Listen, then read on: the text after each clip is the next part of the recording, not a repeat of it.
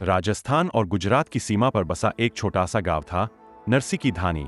राजस्थान के और गांवों की तरह यहाँ भी पानी की बहुत कमी थी। गांव की बहू बेटियां सिर पर घड़े रखकर दूर दूर से पानी लाती थीं। इसी गांव की एक बींदनी थी सुनेली। घर का सारा कामकाज और दूर से पानी भरकर लाना। शाम तक सुनेली थककर चूर हो जाती थी। पानी लाने की परेशानी से बचने के लिए गांव का एक परिवार बंजारे के कुएं पर जाकर रहने लगा। सुनेली चाहती थी कि उसका परिवार भी किसी कुएं के पास जाकर डेरा जमाए। परिवार के लोग अपने पुरखों की धानी छोड़कर कहीं जाना नहीं चाहते थे। बेचारी सुनेली मन मारकर रह जाती थी। एक दिन की बात है, सिर पर पानी का घड़ा उठाए मन में कुछ गुनती विचारती अननीसी सुनेली धानी को लौट रही थी। खेजड़े के पेड़ के नीचे सांस लेने रुकी तो उसकी नजर जड़ पर पड़ी। वहां उसे गीली मिट्टी दिखाई दी। ऊह, ये उंदरे भी सब जगह बिल खोद डाल देते हैं, उसने सोचा और आगे बढ़ चली। अचानक उसके मन में आया कि बिल से खुदी मिट्टी तो गीली है, जरूर यहाँ पानी होना चाहिए।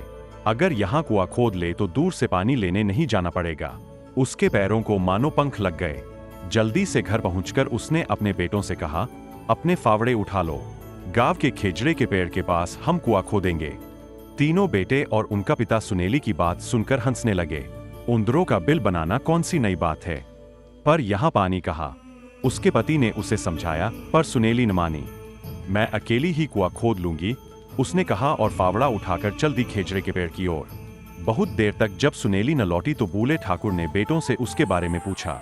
वे तीनों हंसते हुए बोले, मां तो फावड़ा लेकर कुआं खोदने गई है। ठाकुर ने बड़े बेटे को सुनेली को देखने भेजा। बेटा खेजड़े के पेड़ के पास पहुंचा तो देखता ही रह गया।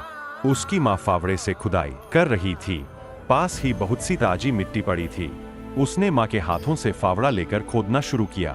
ऊपर की थोड़ी सी रेत के नीचे नरम मिट्टी निकल रही थी।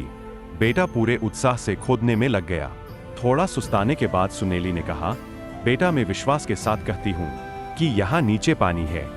सब मिलकर अगर खोदेंगे तो जल्दी ही कुआं बन सकता है, पर अगर कोई नहीं भी खोदता है तो भी मैं यहाँ खुदाई करती रहूंगी। अब तो मैं अपने कुएं का पानी पीकर ही मरूंगी। तू खुदाई कर, मैं तेरे लिए रोटी लेकर आती हूँ। बेटा जोश में खुदाई करता रहा। सुनेली जब रोटी लेकर आई तो उसने देखा कि जवान बेटे ने अच्छी खासी खुदाई कर दी है।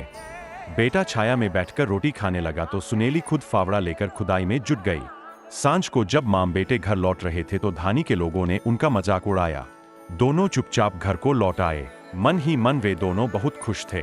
सुबह सवेरे छोटा बेटा सोकर उठा तो उसे घर में मां नहीं दिखाई दी। घड़ा भी अपनी जगह नहीं था।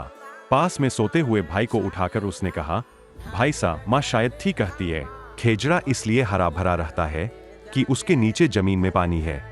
चलो हम भी मां के काम में हाथ बंटाए। बड़ा भाई थोड़ी देर बैठा सोचता रहा, फिर बोला, तू ठीक कहता है, चल हम चलकर मां का हाथ बंटाए। खेजड़े के पास पहुंचकर दोनों मां के खोदे गड्ढे में उतर गए। मां के हाथ से फावड़ा लेकर दोनों ने खुदाई शुरू कर दी। तब तक सुनेली का पति भी वहां आ पहुंचा। पति और बेटों को देखकर सुनेली फूली न समाई। उसे विश्वास हो गया कि अब खेजड़े के पास कुआं जरूर खुदेगा। दोपहर तक सारा परिवार कुआं खोदता रहा। राजस्थान का मौसम, अचानक आंधी आ गई। खोदे गए गड्ढे में रेत भर गई। धानी वालों ने सुनेली और उसके परिवार का खूब मजाक उड़ाया। दोनों बेटे उदास हो गए। सुनेली ने उनके माथे पर हाथ फेरते हुए कहा, अब हम दिन में आराम करेंगे और रात को चंदा की चांदनी में खुदाई करेंगे। तुम खुदाई करो और मैं मिट्टी फेंकती जाऊंगी। काम फिर आगे बढ़ा। उनकी लगन और विश्वास हो देखकर ढानी वाले भी उनकी मदद के लिए आ गए। क्या छोटा क्या बड़ा, सभी काम में जुट गए। अब सफलता पास ही दिखाई दे रही थी। जैसे जैसे गड्ढा गहरा होता गया, मिट्टी ऊपर लाना मुश्किल होने लगा। सुनेली ने तरकीब लगाई।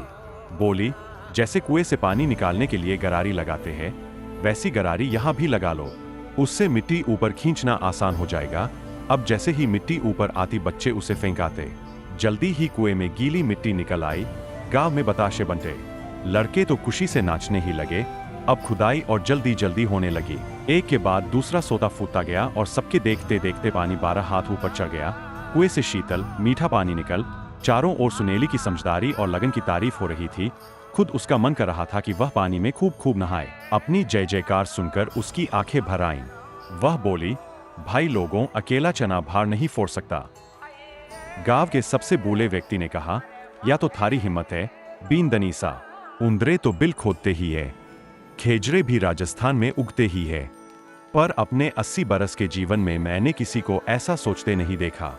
सुनेली के खोदे कुएं में पानी कभी खत्म नहीं होता और लोग आज भी उसे सुनेली का कुआं कहते हैं। ऐसी और कहानियों के लिए चैनल को सब्सक्राइब करें।